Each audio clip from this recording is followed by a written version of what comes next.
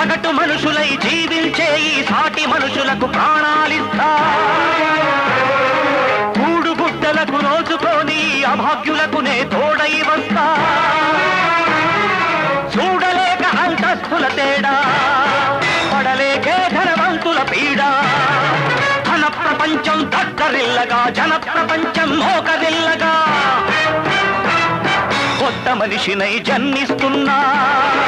దివ్య శక్తితో దిగి వస్తున్నా, అశ్వత్థామకు ఎదురే లేదు, ఆశయానికి తిరుగే లేదు, ఇది ఆత్మ విప్లవం స్వయం ఉద్యమం.